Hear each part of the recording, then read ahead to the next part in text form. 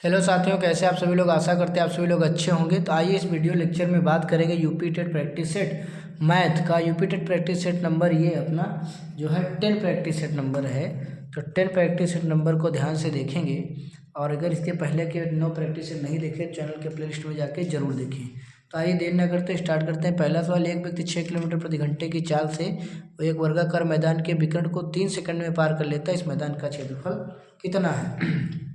तो भैया इसके लिए हमने यहाँ पे बनाया है विकर्ण। यहाँ पे ये वर्ग हो गया इसका विकर्ण। तो चाल है 6 किलोमीटर प्रति घंटा, इसको पहले मीटर पर सेकंड बदल लेंगे।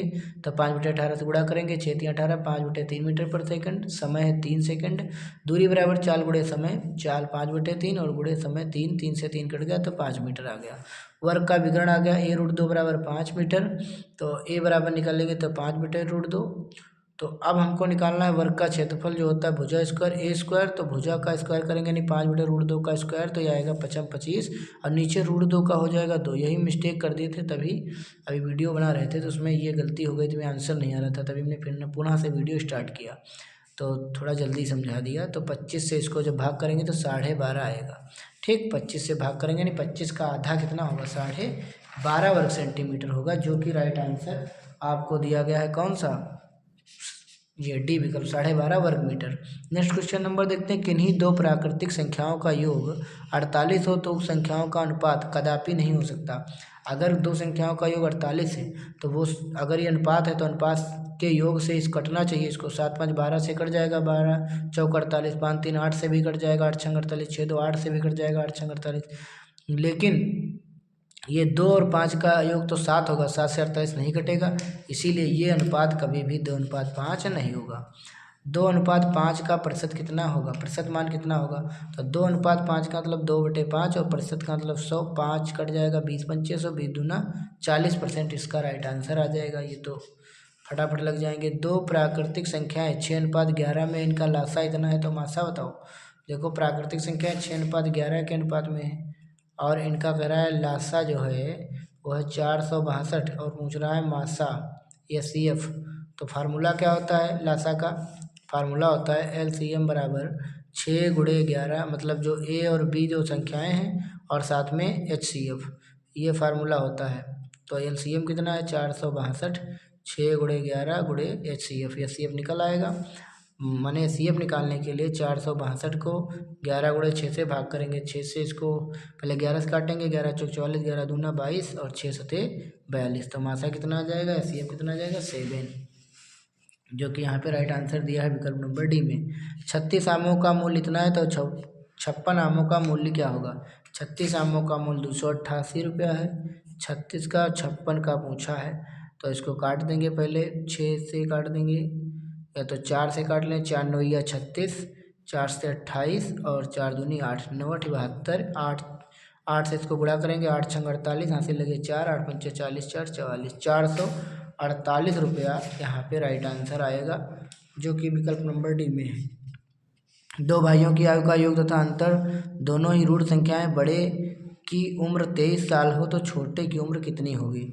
दोनों भाइयों की आयु का योग तथा अंतर, दोनों ही ऋण संख्याएं हैं, मतलब जोड़ोगे दोनों ही ऋण संख्याएं हैं। बड़े की उम्र 23 है तो छोटे की उम्र कितनी होगी? छोटे की उम्र होगी भैया 18। ये मैं लास्ट में कन्फर्म करूँगा कैसे।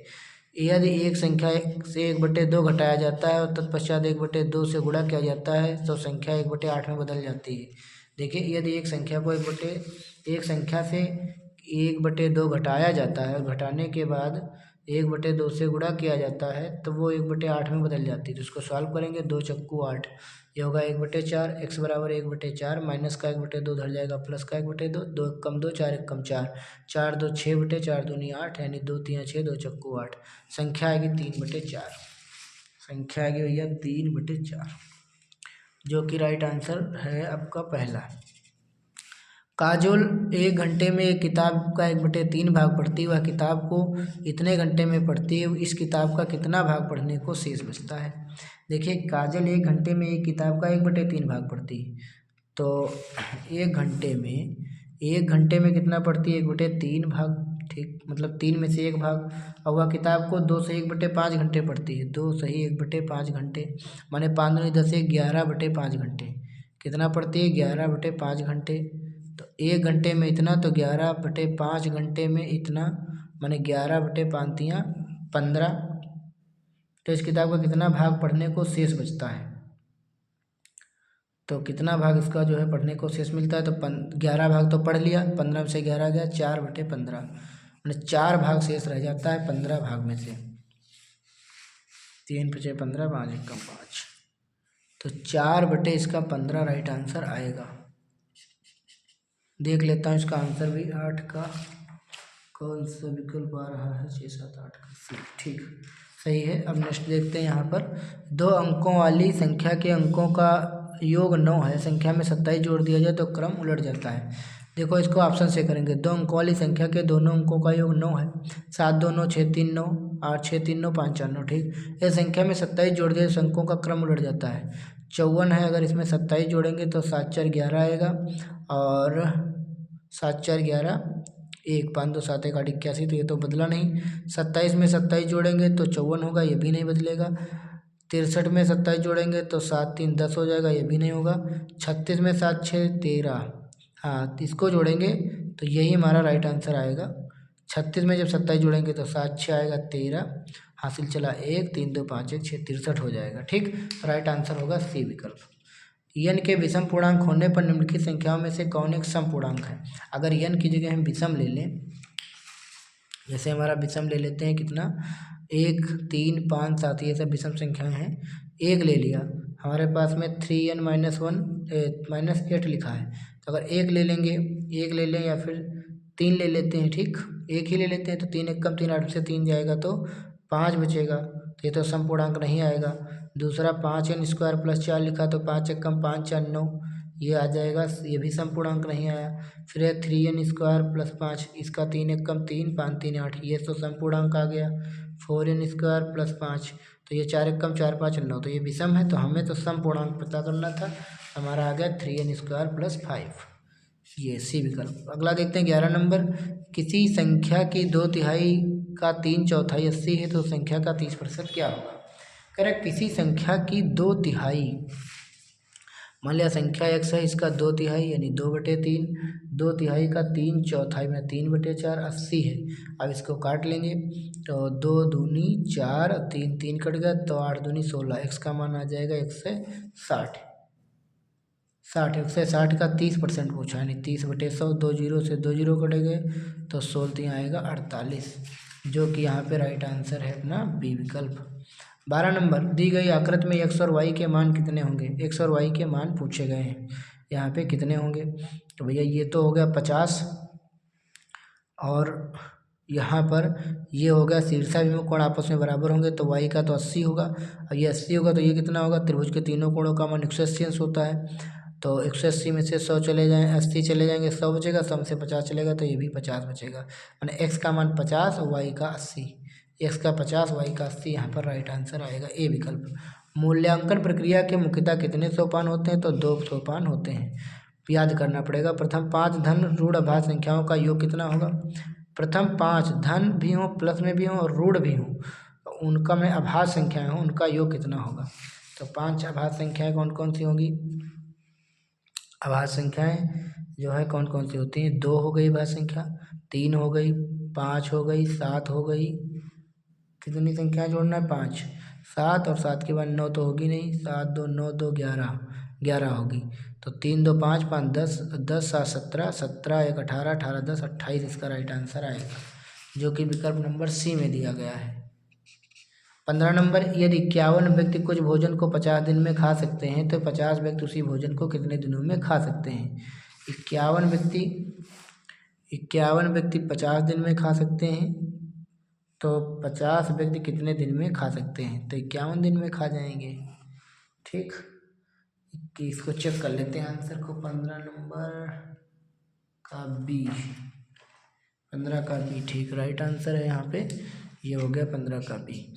एक अच्छा गणितज्ञ होने के लिए क्या जरूरी होता है? सभी अवधारणाओं को समझना, लागू करना, उनमें संबंध बनाना। Next question. 3, 6, 9, 12, 30 का योग क्या होगा? 3, 6, 9, 12 ... 30, 3, 6, 9, 12 ... 30। यहाँ पे देखेंगे डिफरेंस 3, 3 का आ रहा है, तो a बराबर 3 हो गया, डिफरेंस भी 3 हो गया और अंतिम पद भी हमारा हो गया 30। तो यहाँ पे फार्मूला लगाएंगे।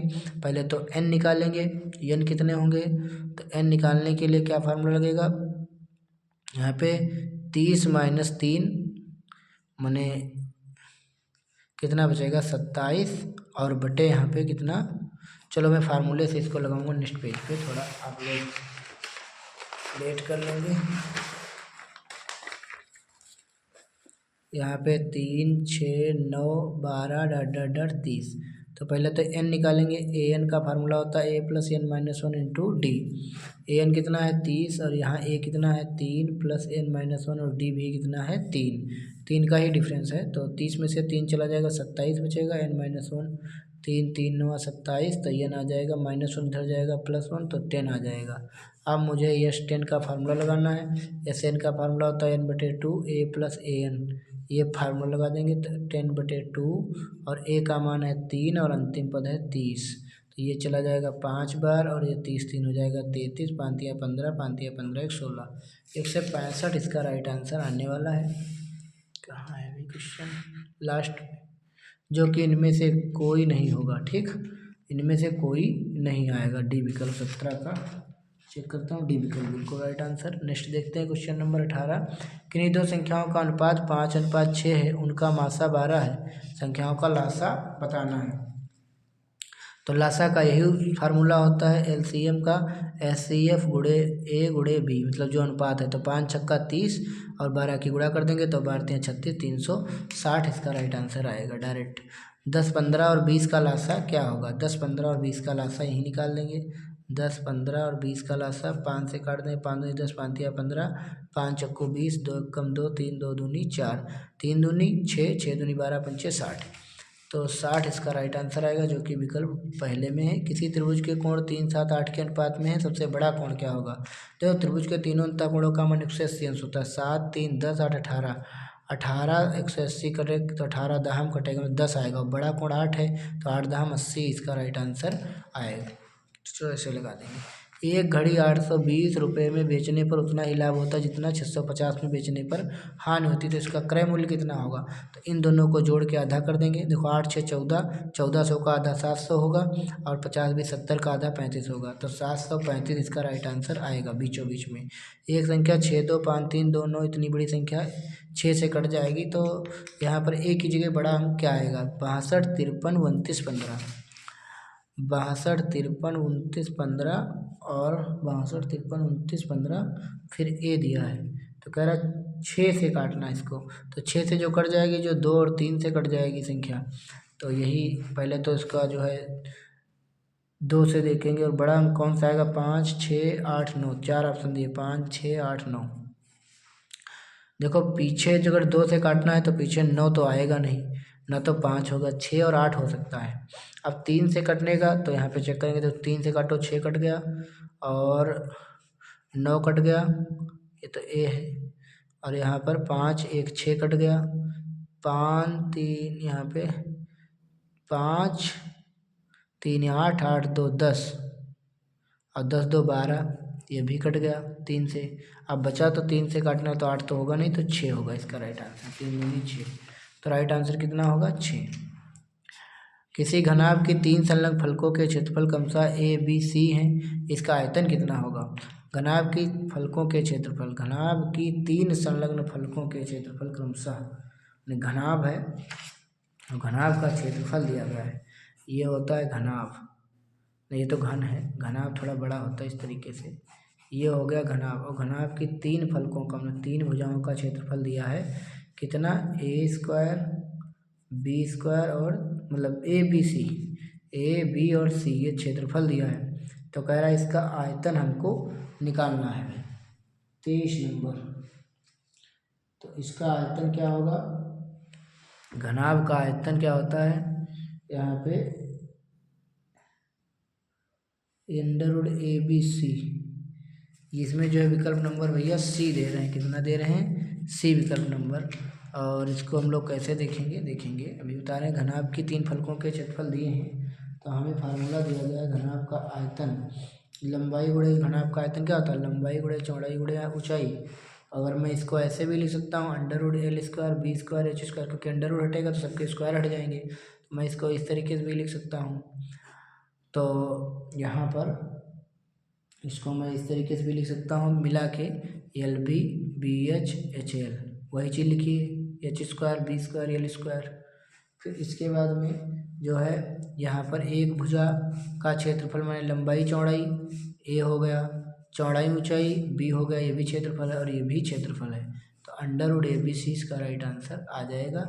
बहुत ही अच्छा सवाल है और इसको याद रखेंगे आप लोग। 20 से 150 के बीच कितनी संख्याएं हैं जो 13 से भाग जिनमें लग सकता है? 20 से 150 में कितनी संख्या है 13 से भाग लग सकता है, 13 से विभाजित हो जाएंगी।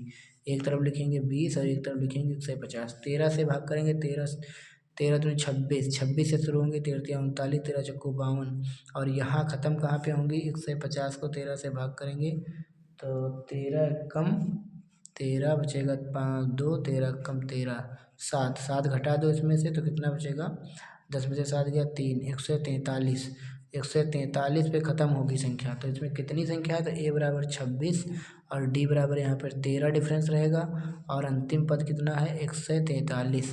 फार्मूला लगाएंगे a plus n minus one into d बराबर 143। ए का मान है 26 और n minus one into d का मान है 13। 143 माइनस 26 पहले घटा देंगे यहाँ पे, तो 13 में से 6 गया 7 और फिर 13 में से 2 गया 11, फिर 13 से काटेंगे 13 9 117, फिर ये माइनस का 1 उस साइड जुड़ जाएगा तो 9 प्लस 1 कितना आ जाएगा 10 संख्याएँ। 10 संख्याएँ जो हैं कटेंगी भैया 13 से। नेक्स्ट है लगातार 25 सम संख्याओं का औसत क्या होगा? तो सम संख्याओं का औसत पूछा जा रहा है 25 सम संख्याओं का। तो देखो सम संख्याओं का योग क्या होता है तो होता है एन स्क्वायर।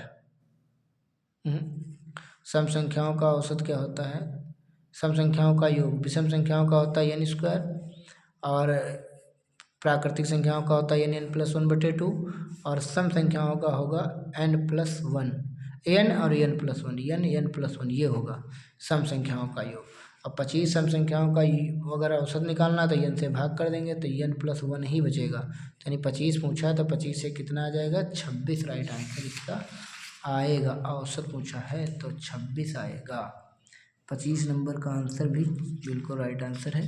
3 अंकों की सबसे छोटी संख्या कौन सी है? 3 अंकों की सबसे छोटी संख्या, 3 अंकों की सबसे छोटी संख्या कौन सी यहाँ पे तो आपको पता है 100 होगी।